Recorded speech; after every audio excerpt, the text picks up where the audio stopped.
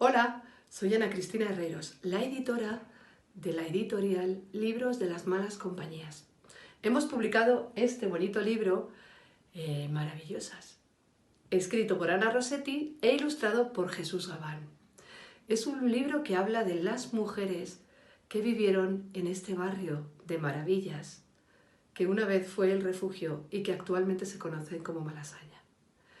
Y he elegido, para presentaros hoy, el día del libro, la historia de la Virgen de las Maravillas. Y es que cuentan que en el año 1620, las carmelitas que tenían convento, donde ahora está la iglesia de las Maravillas en la plaza del 2 de Mayo, encontraron una imagen, una escultura del Niño Jesús en el huerto, entre unas maravillas. Las maravillas son una especie de caléndula naranja y amarilla, muy hermosa, que florece en primavera. Y allí encontraron la escultura, la estatua, la efigie del Niño Jesús. Así que la tomaron y la pusieron en el altar rodeada de las flores. Por esos años también llegó a Madrid una efigie de la Virgen María que había sido apartada del culto porque estaba muy deteriorada. Esta Virgen la heredó Ana Carpia y su marido, que era maestro escultor, la restauró y quedó preciosa.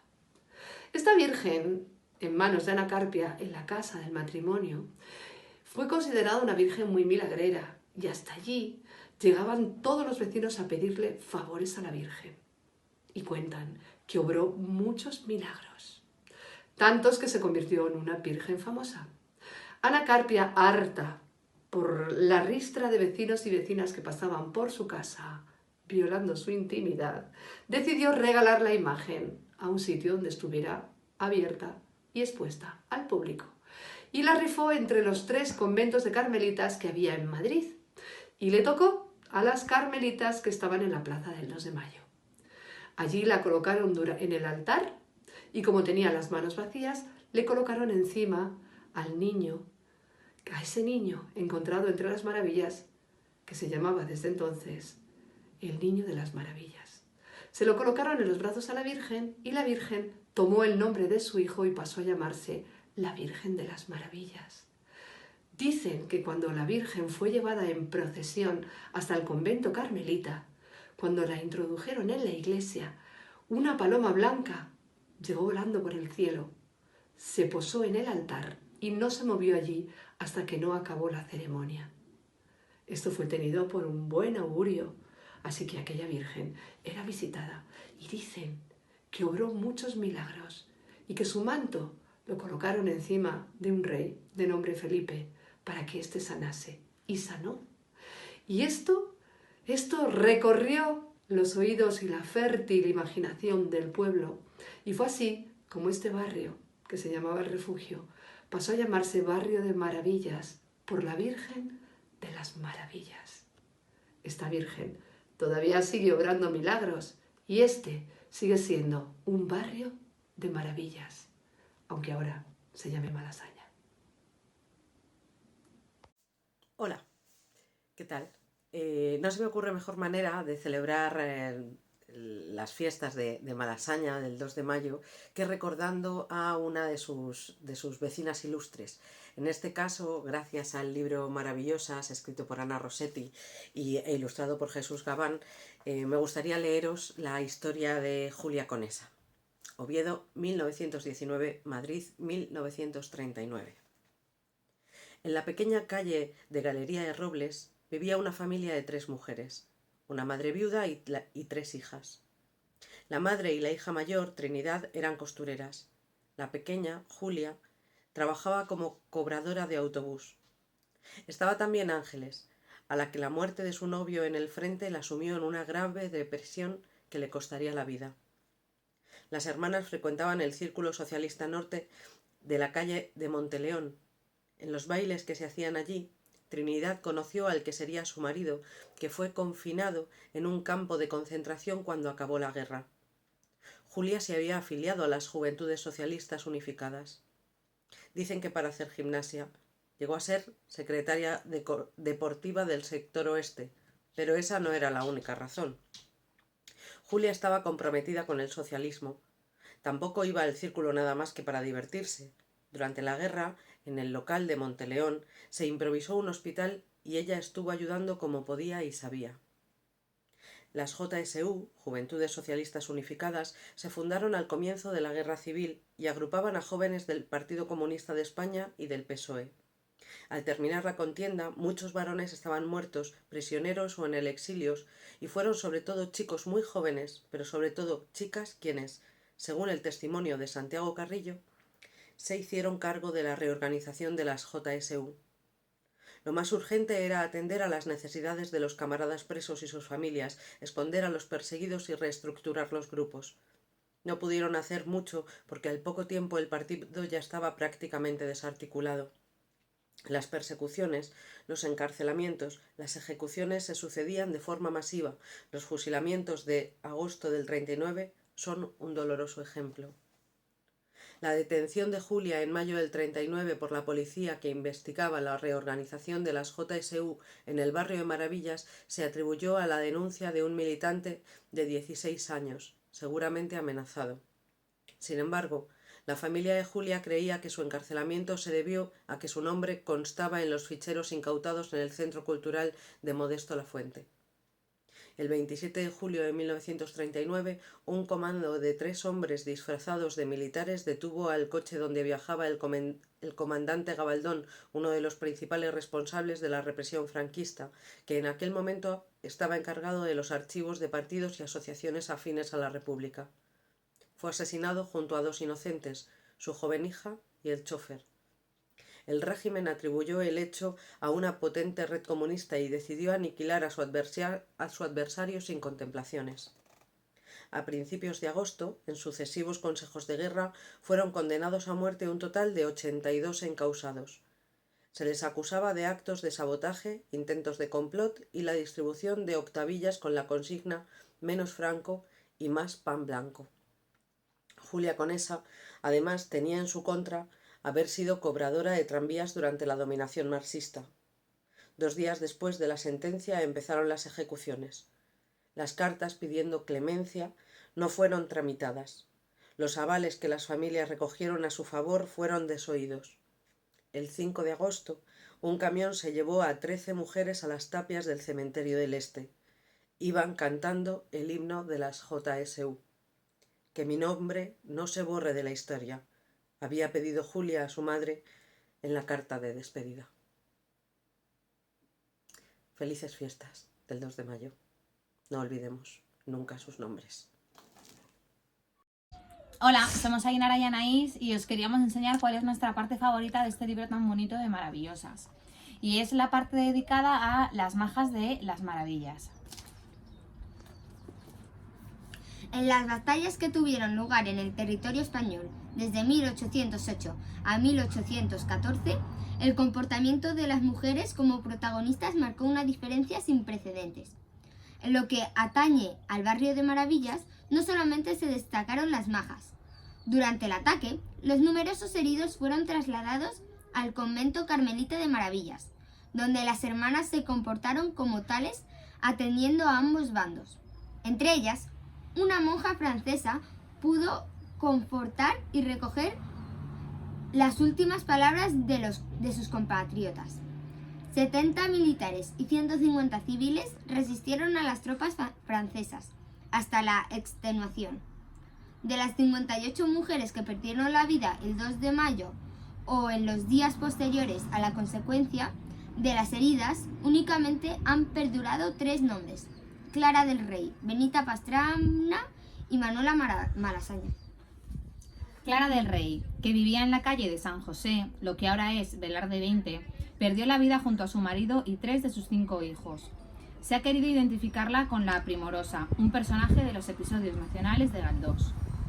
Benita Pastrana tenía 17 años cuando se hizo cargo del cañón del teniente Ruiz al ser este abatido. Herida por un casco de metralla que le despedazó la cabeza, murió días después. Y la mítica Manuela Malasaña. Se creyó que Manuela fue tiroteada cuando cargaba las armas de su padre vallecano de origen francés, que disparaba desde el balcón de su casa, hasta que se descubrió que el padre había muerto años antes. La calle, que hasta entonces se llamaba Juan Malasaña, pasó a ser la de Manuela Malasaña actual. Luego se dijo que a la chica la ejecutaron por llevar sus tijeras bordadas prendidas de una cinta.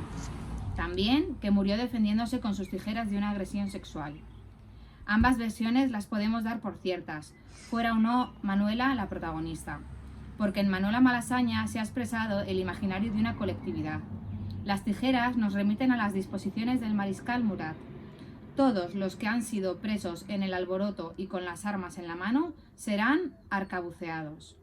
Entiéndase por armas lo que estime conveniente, puesto que la población civil se defendió con lo que pudo. Y en cuanto a la otra versión, cualquier mujer sabe que puede ser atacada, ya sea en medio de una guerra o de un festejo. Maravillosas, de Ana Rossetti y Jesús Gabán. De la niña Blanca Coronel y sus peces. Antes, cuando las calles no estaban rotuladas y la mayor parte de la población no sabía leer, las direcciones se indicaban por sus características: una iglesia, una fuente, un habitante curioso, algo que la diferenciase de las otras. Y esto pasó con la calle del Pez, que tomó su nombre del pez que está en el chaflán de una fachada entre las calles de Marqués de Santa Ana y del Pez. La historia de la niña Blanca Coronel y su querido pez tiene varias versiones, pero todas se resumen en una historia de amor y de pérdida.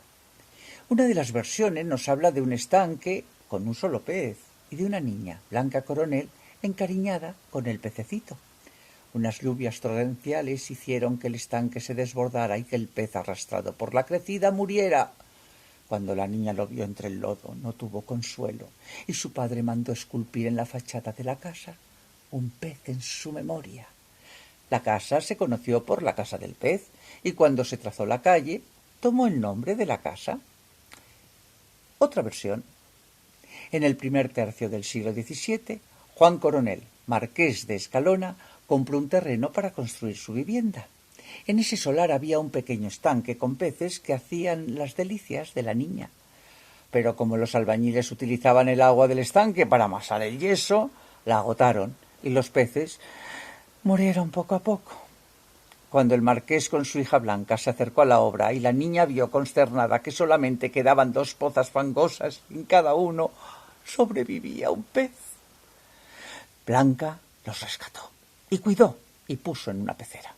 Sin embargo, antes de que se pudieran mudar a la nueva casa y los peces al nuevo estanque, estos murieron. Blanca lloró por los peces. Su padre se ofreció a comprarle otros, pero ella se negó.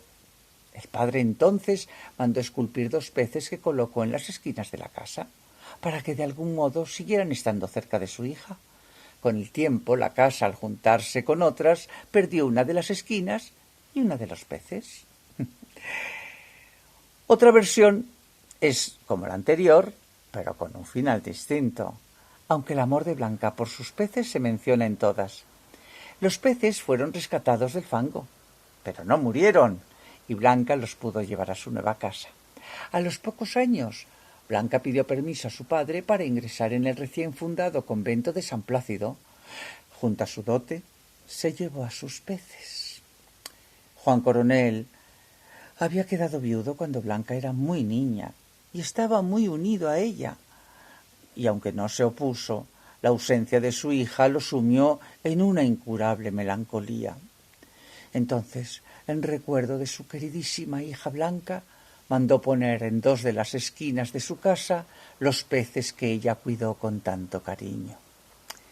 Hoy aún podemos ver a uno de ellos bajo la antigua inscripción Casa del Pez.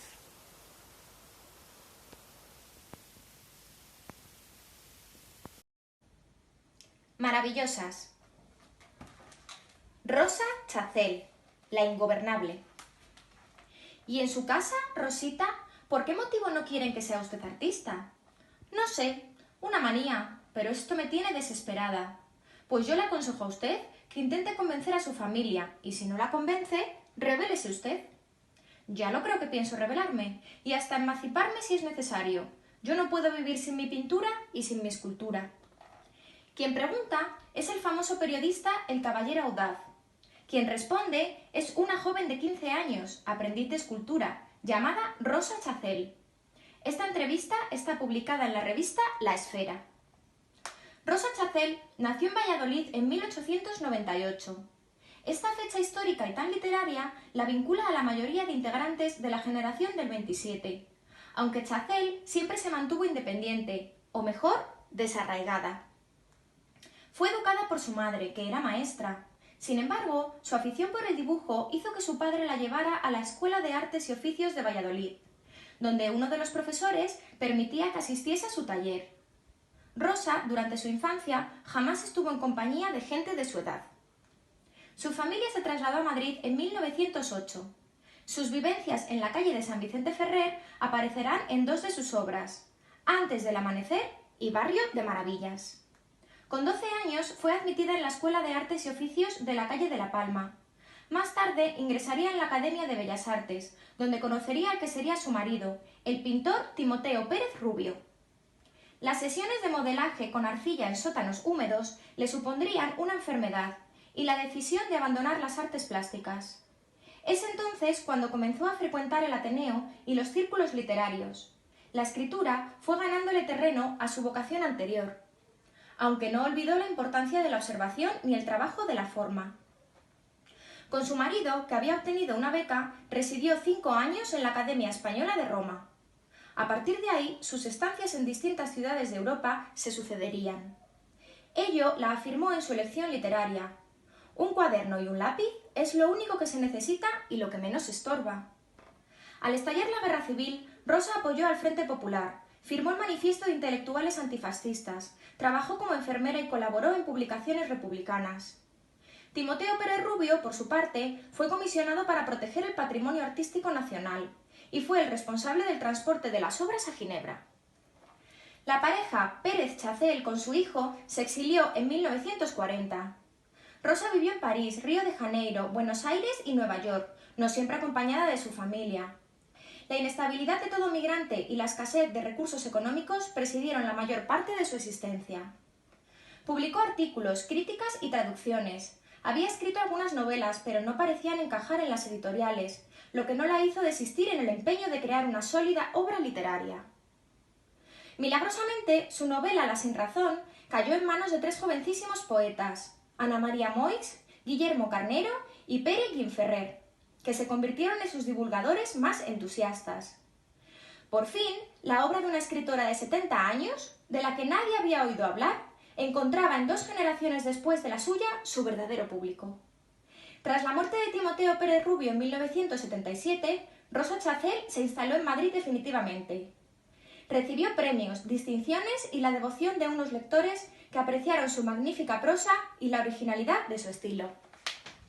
Rosa Chacel, mujer independiente, valiente y adelantada a su época.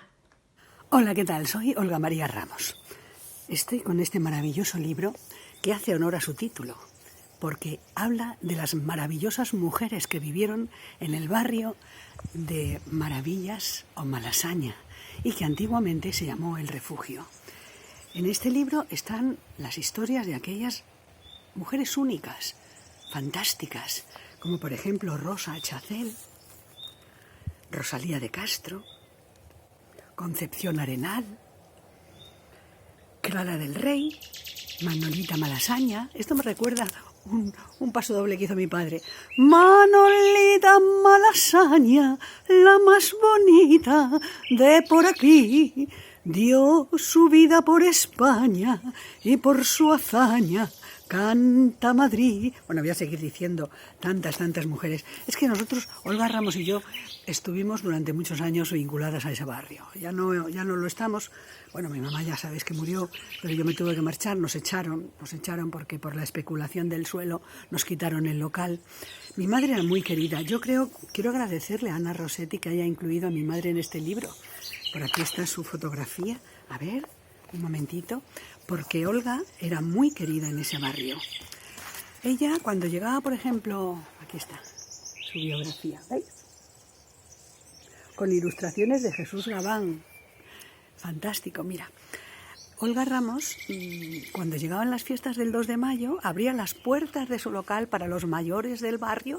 Ya iban todos a escuchar a cantar a Olga. Cuando Olga Ramos empezó en este local, en el año 68, llegó de violinista.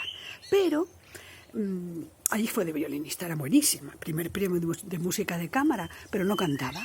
Y en ese momento, un señor del público un día, una noche, dijo: ¿usted es Olga Ramos? Y mi madre dijo: sí. Dice: cántenos la Mariblanca. Y mi madre cantó: en Madrid hubo una fuente llamada la Mariblanca. En fin, una mazurca preciosa. ¿Queréis que cante un poquito más? Bueno. Fuente más bonita que ella, nunca la tuvo una plaza. En su pilón noche y día un reloj se reflejaba. Era el reloj que en Madrid marca las horas de España.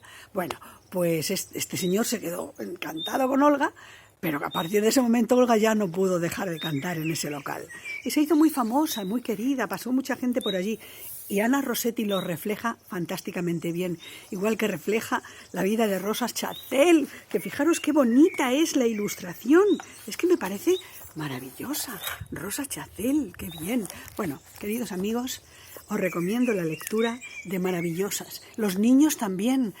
Se lee bien, son unas ilustraciones fantásticas. Ana Rossetti lo cuenta todo de locura y es injusticia a estas mujeres valientes que rompieron con todas las dificultades que tenía ser entonces mujer. Queridos amigos, me voy a despedir con un ven y ven. Yo cantaba el ven y ven en la calle de La Palma. Ahora os canto en mi casa mi vida, porque me sale del alma. Y ven, y ven, y ven. ¡Mua! Un besito para todos. Bueno, pues yo voy a contaros una historia que aparece en el libro Maravillosas, de Ana Rossetti, que me ha llamado especialmente la atención porque me ha contado algo que no sabía. Habla de las verduleras de la plaza de San Ildefonso. Resulta que en la plaza de San Ildefonso, al lado de lo que es la iglesia, había un mercado que fue el primer mercado cubierto de Madrid. Pero vamos, era un mercado enorme. Los puestos no estaban solo dentro del recinto, sino que se extendían por toda la plaza, por las calles de alrededor, todo. Y las verduleras eran pequeñas empresarias que defendían a capa y espada sus negocios, ¿no? Contra todo. Lo que por desgracia tuvieron que hacer un montón a lo largo del siglo XIX por un montón de problemas que hubo, ¿no? Por ejemplo, en 1885 se desató una epidemia de cólera que tuvo unas consecuencias nefastas porque el número de muertos era brutal. Y al final, cuando el gobierno se decidió a declarar el estado de epidemia, lo primero que hizo al día siguiente fue mandar a la policía al mercado de San Ildefonso a fumigar todos los productos y todas las verduras con azufre. Claro, las verduleras se negaron a esto, ¿no? Porque el azufre iba a estropear las verduras y la mercancía. Entonces lo que hicieron fue montar un alboroto y gritar de repente: ¡el cólera! ¡El cólera! ¿Quién quiere el cólera? Entonces, claro, el pueblo entero se puso de parte de ellas y se parapetó delante de los puestos, lo que impidió que los policías fumigasen. Se refugiaron todos dentro del mercado con los comerciantes del resto de puestos y no se movieron de allí, hasta el punto que tuvo que llegar el jefe de policía a negociar con ellos unas condiciones, ¿no? O sea, eso ya fue algo que consiguieron. Pero no solo eso, en 1892 se creó un impuesto nuevo con tasas abusivas para todo y las verduleras de todo el país se rebelaron. Que las de la Plaza de Maravillas eran especialmente combativas y tienen muchísima relevancia, ¿no? Lo que hicieron fue que cuando llegó la policía a cobrar esas tasas que les parecían abusivas, ese impuesto nuevo, se dedicaron a lanzarles tomates, patatas, todo lo que pillaron y no pudieron cobrarlo, ¿no? Y no se quedó ahí, sino que organizaron piquetes y convencieron a todos los comerciantes del barrio de que echaran el cierre y comenzaron una huelga indefinida. Y empezaron a llevar, bueno, banderas, que es lo que tenían en el momento, con consignas, ¿no? Que decían: el pan para los pobres, abajo el alcalde. Bueno, consignas cañeras, ¿no? Y consiguieron un montón de cosas. De hecho, consiguieron que se derogara esa ley junto con, bueno, no solo las de la Plaza del Ildefonso, ¿no? Las verduleras de todo el país fueron muy combativas con esto. De hecho, se cuenta una anécdota en que iba una de ellas con una bandera roja con su consigna y llegó un policía a intentar arrebatársela y no pudo, porque aunque llegaron otros policías a ayudar al policía, llegaron otras verduleras a ayudar a la mujer y al final ganaron las verduleras y la policía se tuvo que ir, ¿no? Entonces yo con todo esto, pues claro, lo que me ha sorprendido es que ahora mismo verdulera es un término que se usa como insulto. Y sabiendo lo que sé de las verduleras y de lo que han hecho, pues no lo entiendo, ¿no? Porque debería utilizarse como sinónimo de lucha colectiva, de coraje y de fuerza. Maravillosas, de Ana Rossetti y Jesús Gabán.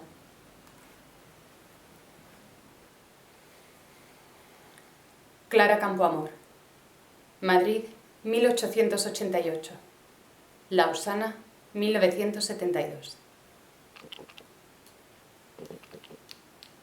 Convertirse en ciudadana. Siempre que acudamos a las urnas, deberíamos recordar la lucha de tantas mujeres para que podamos hacerlo. Y aún si nos abstenemos de votar, hay que ser conscientes de que gracias a ellas somos libres de ejercer, o no, nuestro derecho al sufragio. Pero hay un nombre que destaca entre todas ellas: Clara Campoamor. Clara Campoamor nació en el número 4 de la calle del Marqués de Santa Ana. De familia humilde, a los 10 años la muerte de su padre la obligó a trabajar como costurera, dependienta y más tarde telefonista. Sin embargo, seguía formándose. Así consiguió plaza como auxiliar de telégrafos y fue destinada a Zaragoza y a San Sebastián.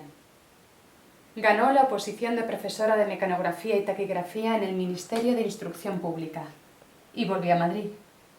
Continuó estudiando y desempeñando trabajos cada vez más importantes y mejor remunerados. Fue secretaria del director del periódico La Tribuna y comenzó a involucrarse en política. Paralelamente, estudiaba francés y el dinero que obtenía traduciendo novelas lo iba ahorrando porque se había propuesto ser abogada.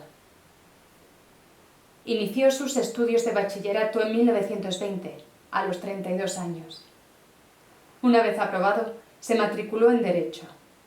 Se licenció en 1924 y al año siguiente se inscribió en el Ilustre Colegio de Abogados de Madrid. Todo un récord. Insertada en la política activa, Campoamor tomó parte de la Sociedad Española de Abolicionismo para erradicar la prostitución y la trata de blancas. Se hizo socia del Ateneo, pronunció conferencias de la Asociación Feminista Universitaria y en la Academia de la Jurisprudencia, y durante un viaje a París colaboró en la formación de la Federación Internacional de Mujeres de Carreras Jurídicas. Coherente con su ideología republicana, durante la monarquía no aceptó favores, distinciones o premios. Por eso rechazó la Gran Cruz de Alfonso XII. Primo de Rivera, mediante una real orden, le impuso al Ateneo una junta directiva en la que el nombre de Clara Campoamor estaba incluido. Al negarse ella el nombramiento, tuvo que pedir la excedencia en la instrucción pública, perdiendo 100 puestos en el escalafón. Tampoco quiso, cuando el Ministerio de Trabajo se le ofreció, pertenecer a sus comités, y aún más, abandonó la agrupación liberal socialista en donde militaba al comprobar su subordinación a la dictadura de Primo de Rivera. En 1931, tras la proclamación de la Segunda República, Campoamor fue elegida diputada por Madrid del Partido Radical, fundó la Unión Republicana Femenina y formó parte del consejo que elaboró la Constitución de la nueva República. Trabajó para que no hubiera discriminación de sexos, por la igualdad jurídica entre los hijos e hijas fuera y dentro del matrimonio, por abolir la prostitución, por el divorcio y, sobre todo, por conseguir el sufragio universal con su discurso en las Cortes el 1 de octubre de 1931. Clara Campoamor abandonó el Partido Radical por la brutal represión de la insurrección en Asturias. Quiso unirse a Izquierda Republicana, pero no la admitieron. Fue entonces cuando escribió Mi pecado mortal, el voto femenino y yo. Un testimonio de cómo la propia izquierda le hizo pagar su victoria parlamentaria.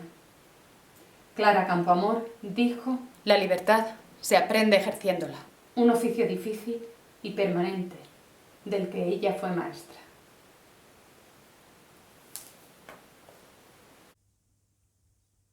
Emilia Pardo Bazán, La escritura palpitante. Con 15 años, la que llegaría a ser una novelista fundamental en la literatura española, publicó Las aficiones peligrosas, una novela en la que reclamaba para las jóvenes el derecho a desarrollar sus capacidades, a ejercerlas profesionalmente y a la independencia económica, mientras advertía del impacto nocivo que podían producir en sus mentes las novelas, género que consideraba frívolo y menor. Sin embargo, al descubrir el realismo y el naturalismo, desechó sus prejuicios juveniles y escribió la primera novela realista española. Doña Emilia Pardo Bazán fue la única hija de un matrimonio que le inculcó la idea de que una mujer tenía las mismas cualidades, pasiones y miserias que un hombre. De los 6 a los 9 años estuvo matriculada en un selecto colegio francés de Madrid. Más tarde aprendería alemán para leer a los filósofos e inglés para disfrutar de Shakespeare. Y aunque a partir de los 12 años la formación que recibió fue en su casa, contó con excelentes instructores que alentaron su curiosidad y su afán de saber. Cuando se casó con José Quiroga, ella tenía 16 años, él 19. José era estudiante de Derecho y Emilia le ayudaba en sus trabajos e incluso ocasionalmente los redactó ella misma. Parecía ser un matrimonio entre iguales, pero pronto surgieron diferencias.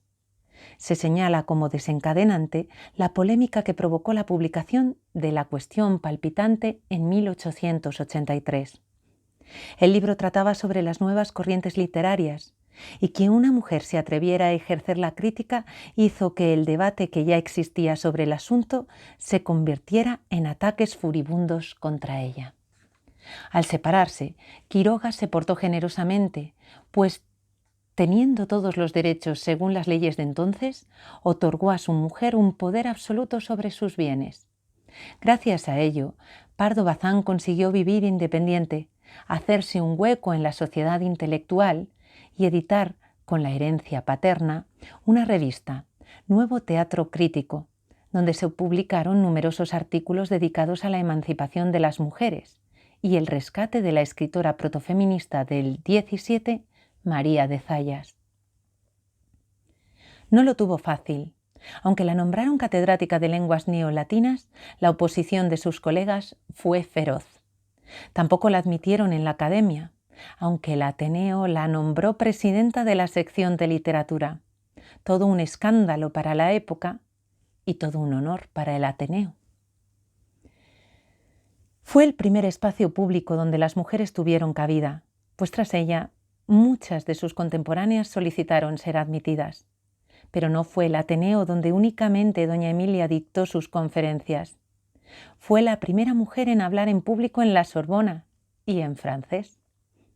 Doña Emilia Pardo Bazán escribió crítica literaria, ensayos, biografías, artículos y ficción. Contrariamente a la visión idílica de los románticos del medio rural, ella conoció de cerca la brutal realidad de esos seres desprotegidos y así la contó.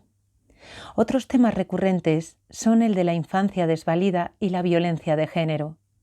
Su abuela materna fue asesinada por su segundo marido. Se explica, pues, su insistencia en el tema del maltrato. Pero sobre todo, escribió sobre mujeres valientes y desafiantes al orden patriarcal, y fue tan valiente como ellas en hacerle frente. Maravillosas, de Ana Rossetti y Jesús Gabán.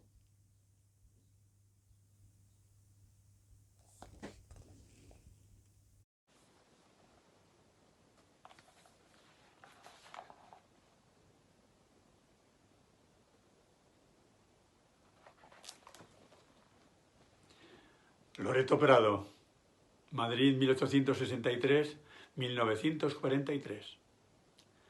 Según Loreto Prado, ella no tenía vocación de actriz. Sin embargo, fue una de las más grandes y, desde luego, la más popular y la más querida de las actrices de su tiempo.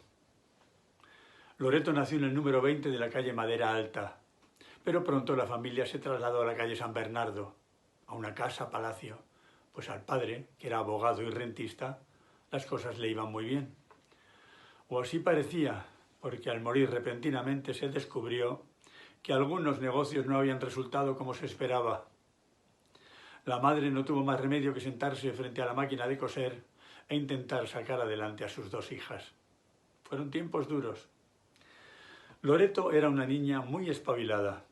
Recitaba poemas y entonaba canciones con mucho arte. Los Maltrana, amigos de la familia, vivían en el mismo edificio que la princesa Ratazzi, en la calle Flor Alta. Esta princesa Ratazzi es otro personaje muy interesante, porque además de ser vecina del barrio, era prima de Napoleón III y vivió 1000 aventuras. Es otra de las maravillosas. Pues bien, tanto en la casa de los Maltrana como en la de la Ratazzi se celebraban reuniones y llevaban a Loreto para que las amenizara. Los Maltrana y la princesa Ratazzi estaban convencidos del talento de Loreto Prado, así que Salvador Maltrana movió hilos y consiguió una oportunidad para Loreto en el coro de una zarzuela que se iba a estrenar. Sucedió que la tiple cómica sufrió un revés amoroso y se envenenó pocos días antes del estreno. A la desesperada probaron a las coristas y Loreto, con apenas 14 años, se llevó el papel. A partir de ahí se convirtió en actriz y en cabeza de familia. Mantendría a su madre, a su hermana y a sus sobrinos. Hubo en el barrio 3 teatros maravillas, en Fuencarral, en la Glorieta de Bilbao y el tercero en la calle de Manuela Malasaña, donde está actualmente. Fue en uno de ellos donde Enrique Chicote vio actuar a Loreto por primera vez. Enrique Chicote era un actor y empresario. Su compañía representaba dramas y comedias. Después de cada función se acostumbraba a agregar algún número de música o variedades y contrató a Loreto para que participase en el fin de fiesta. Tuvo un éxito tan arrollador que los dramas y las comedias hubieron de dejar paso a la zarzuela y a los sainetes. Chicote la admiraba y la adoraba. En sus memorias reconoce que pese a los muchos años trabajando con ella, no dejaba de maravillarse por cómo sus personajes eran siempre nuevos y distintos. Fueron una pareja indisoluble en la vida, en la escena y en los negocios, al formar la compañía de zarzuela y verso Loreto Chicote. Nunca antes se había creado una marca juntando 2 nombres. Compraron una casa en la calle San Marcos que montaron con mucha ilusión y que querían estrenar cuando se casaran, pero nunca encontraron tiempo para hacerlo. Sin salir del barrio, en la calle Loreto y Chicote, muy cerca de la Gran Vía, se encuentra desde hace años una sala de teatro. La popularidad del barrio de Malasaña no es nueva. Durante muchos tiempos y desde hace muchos años allí vivieron grandes mujeres. Las ha rescatado Ana Rossetti y les ha puesto la cara, la imagen, ese gran dibujante que es Jesús Gabán. Ahí podéis encontrar la historia, en este libro de Mujeres Maravillosas, podéis encontrar la historia de Concepción Arenal, de Rosalía de Castro, de Gómez de Avellaneda, de tantas y tantas mujeres. Hasta 68 ha conseguido recopilar en este libro Ana Rossetti. Merece la pena que lo leáis, merece la pena que veáis la cantidad de mujeres, algunas de las cuales muy famosas, pero de las que otras no apenas si sabemos. Léelo, por favor.